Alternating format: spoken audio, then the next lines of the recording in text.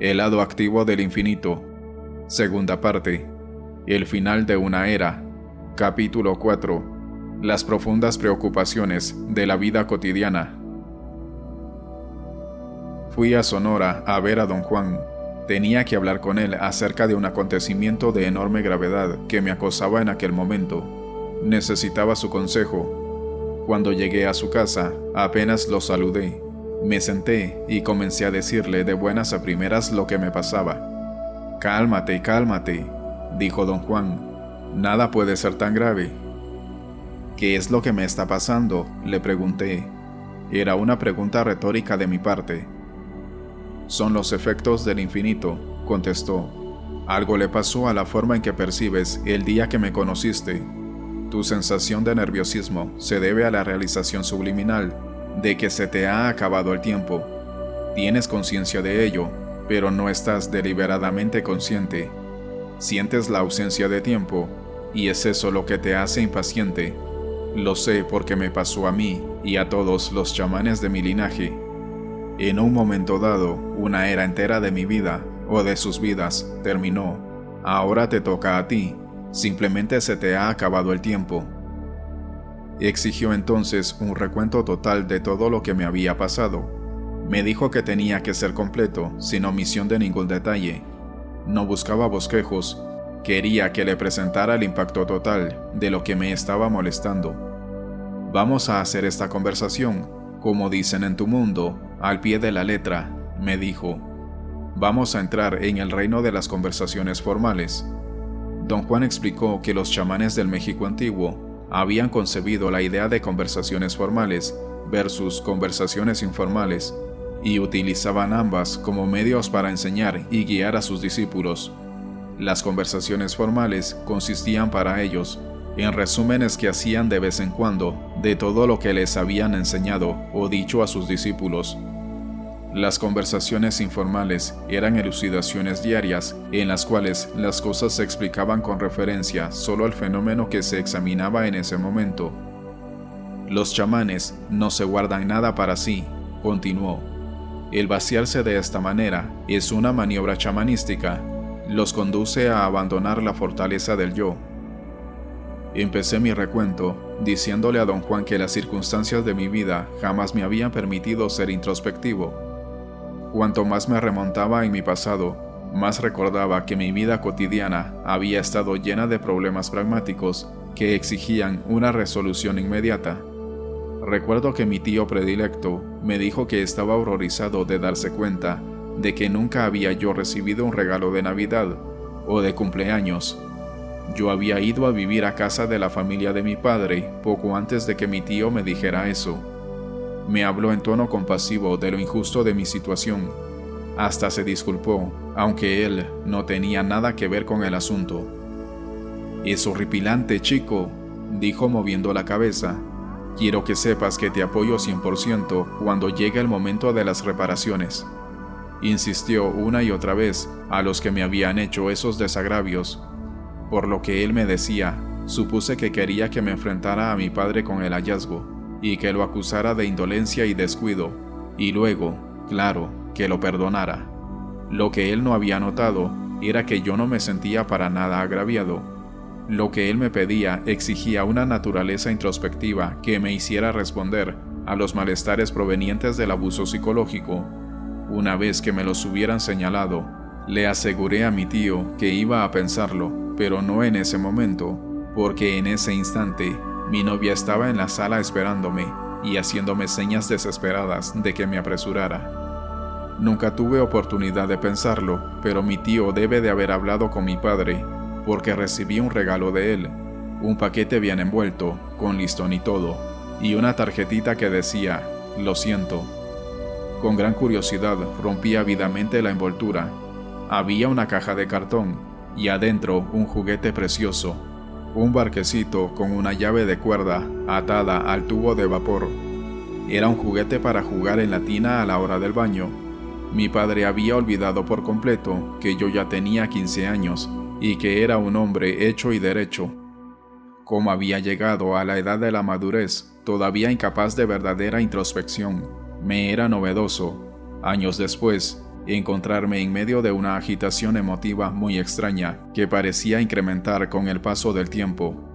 Lo dejé a un lado, atribuyéndolo a los procesos naturales de la mente o del cuerpo, que entran en acción de vez en cuando sin ninguna razón aparente, o quizá como resultado de los procesos bioquímicos del cuerpo mismo. No le di importancia.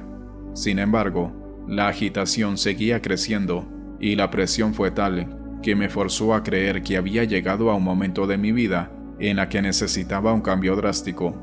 Había algo en mí que exigía un nuevo arreglo. Esta urgencia de hacer cambios era conocida, la había experimentado antes, pero había estado pasiva durante mucho tiempo. Estaba comprometido con el estudio de la antropología, y este compromiso era tan fuerte que la idea de no estudiar antropología nunca formó parte de los cambios drásticos que me proponía. Lo primero que me vino a la cabeza era que necesitaba cambiar de universidades, irme lejos de Los Ángeles. Antes de hacer un cambio de esa magnitud, quería ponerlo a prueba. Me inscribí en un programa de verano de una universidad de otra ciudad. El curso de mayor importancia para mí era uno de antropología dictado por la máxima autoridad sobre los indios de la región andina. Yo estaba con la idea de que si enfocaba mis esfuerzos sobre un área que me fuera accesible emocionalmente, tendría mejor oportunidad de hacer mi trabajo de campo antropológico al momento debido. Concebí que mi conocimiento de la América del Sur iba a otorgarme mayor acceso a cualquier sociedad indígena de esas regiones. Al inscribirme, conseguí simultáneamente un trabajo como asistente de investigación con un psiquiatra, el hermano mayor de uno de mis amigos. Él quería hacer un análisis de contenido basado en extractos de algunas grabaciones inocuas con jóvenes, preguntas y respuestas sobre problemas de exceso de estudio, expectativas no logradas, falta de comprensión en el ambiente del hogar, amores frustrados, etc. Las grabaciones tenían más de 5 años y se iban a destruir, pero antes se les asignaron a cada carrete de cintas cifras al azar, y siguiendo una tabla, el psiquiatra y sus asistentes recorrían carretes y examinaban los extractos que podían ser analizados. Durante el primer día de clases en la nueva universidad, el profesor de antropología habló sobre sus credenciales y preparación académica y deslumbró a los estudiantes con el ámbito de su conocimiento y sus publicaciones. Era un hombre alto, delgado, de unos 40 años de edad, de furtivos ojos azules. Lo que más me llamó la atención de su apariencia era que sus ojos se veían enormes detrás de los lentes de aumento para el astigmatismo, y que cada uno de sus ojos daba la impresión de ir en dirección opuesta del otro al mover la cabeza y al hablar. Sabía que no podía ser verdad, sin embargo, era una visión bastante desconcertante. Iba muy bien vestido, sobre todo para un antropólogo, que en aquel tiempo eran conocidos por su forma de vestir informal. Los estudiantes describían a los antropólogos, por ejemplo, como criaturas perdidas en fechado de carbono 14 que nunca se bañaban. Sin embargo, por razones que ignoraba, lo que en verdad lo hacía diferente no era su apariencia física ni su erudición, sino su modo de hablar. Pronunciaba cada palabra con una claridad sin par, haciendo énfasis en ciertas palabras al alargarlas. Tenía una entonación marcadamente extranjera, pero yo sabía que era una afectación. Pronunciaba ciertas frases como un inglés y otras como un predicador fundamentalista. A pesar de su tremenda pomposidad, me fascinó desde un principio. Su importancia personal era tan obvia que dejaba de ser problema pasados los primeros 5 minutos de clase, las cuales siempre eran muestras rimbombantes de conocimiento, basadas en las aserciones más descaradas de sí mismo. Su dominio sobre el foro era estupendo. Todos los estudiantes con los que hablé le tenían la más alta admiración a este extraordinario hombre. Sinceramente, pensé que todo iba muy bien y que el cambio a otra universidad y a otra ciudad iba a ser fácil e inocuo, pero totalmente positivo. Me gustó mi nuevo ambiente. En el trabajo, me entregué totalmente a escuchar las grabaciones, a tal extremo que me metía a escondidas en la oficina para escuchar, no los extractos, sino las grabaciones enteras. Lo que al principio me fascinó sin medida era el hecho de que me oía a mí mismo en cada grabación.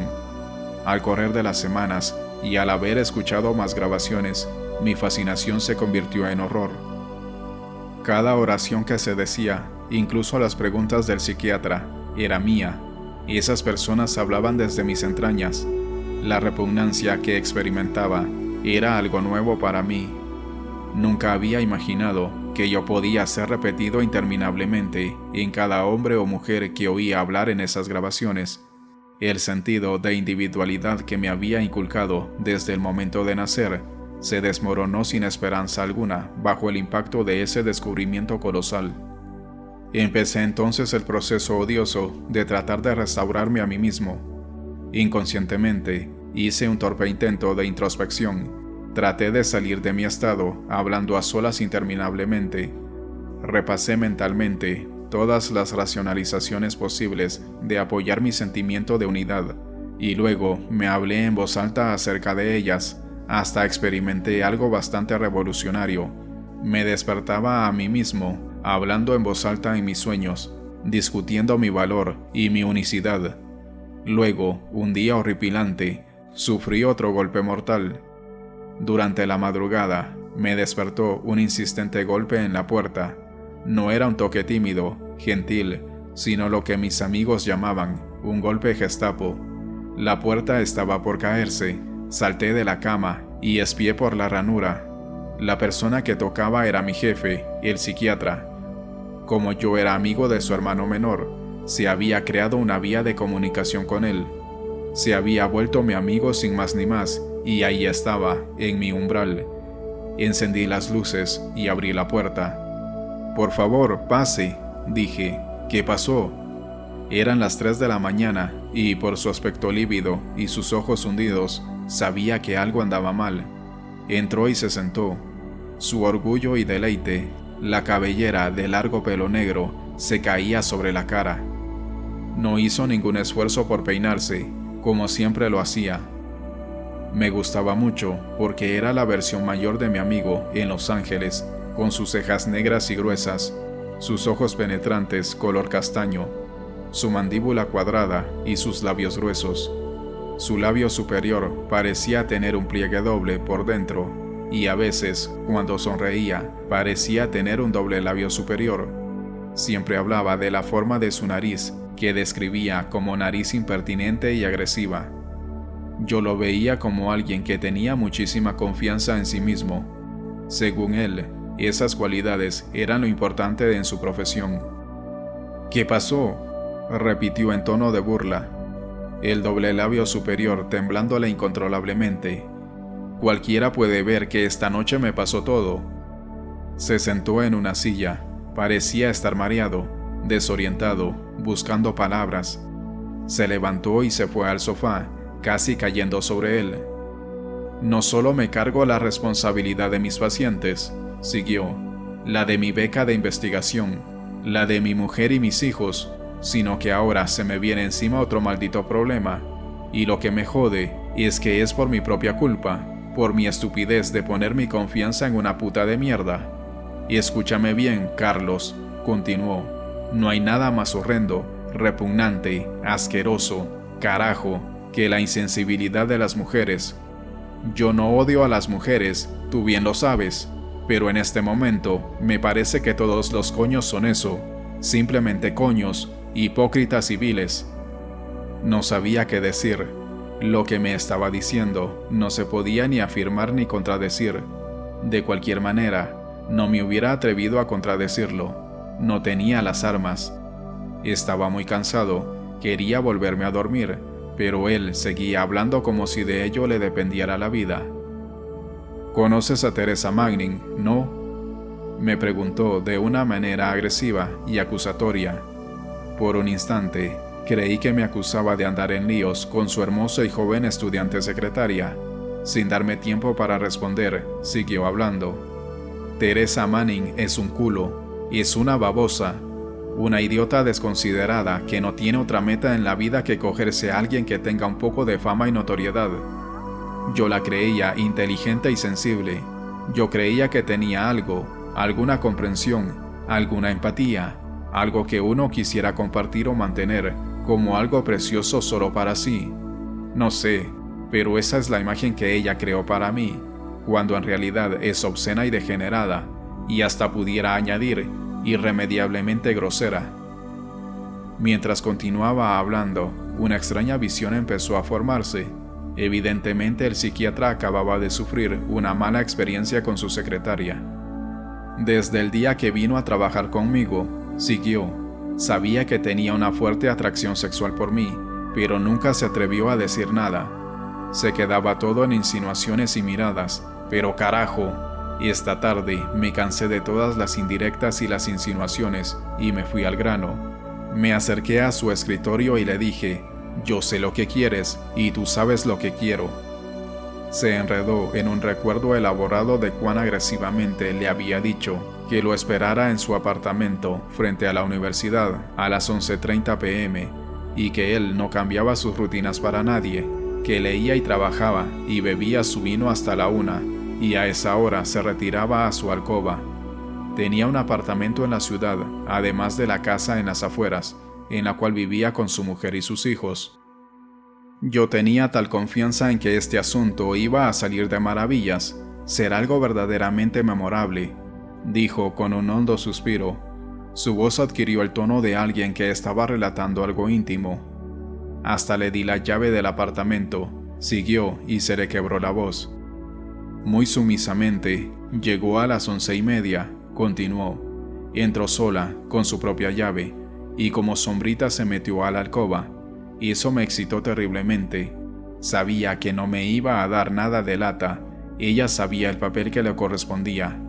A lo mejor se durmió sobre la cama, o se quedó mirando la tele. Yo me metía en mi trabajo, y no me importó un pedo lo que hacía. Sabía que la tenía presa. Pero al momento en que entré a la alcoba, continuó, la voz tensa y contraída, como si estuviera mortalmente ofendido. Teresa saltó sobre mí como un animal y trató de agarrarme el pincho. Ni me dio tiempo de dejar a un lado la botella y las 2 copas que llevaba. Tuve suficiente cordura de dejar mis 2 copas de cristal Baccarat sobre el piso sin romperlas. La botella saltó por el cuarto al agarrarme ella los cojones como si fueran piedras. Quería golpearla, hasta lancé un grito de dolor, pero eso no la detuvo. Empezó a reír intensamente porque creyó que yo me hacía el sexy y el gracioso. Lo dijo como para calmarme. Moviendo la cabeza con rabia contenida, dijo que la mujer estaba tan endemoniadamente ávida y era tan egoísta que ni siquiera tomó en cuenta que un hombre necesita un momento de reposo. Necesita sentirse a gusto, en casa, en un ambiente agradable. Y en vez de demostrar la consideración y comprensión que su papel exigía, Teresa Manning le sacó los órganos sexuales del pantalón con la mano experta de alguien que lo ha hecho cientos de veces. El resultado de toda esta mierda, dijo, fue que mi sensualidad huyó horrorizada, me castró emotivamente. Mi cuerpo aborreció a esa puta mujer instantáneamente. Sin embargo, mi lujuria impidió que la echara a la calle. Dijo que entonces decidió que en vez de perder la partida a causa de su impotencia miserablemente, como sabía que le iba a pasar, tendría sexo oral con ella y la haría tener un orgasmo.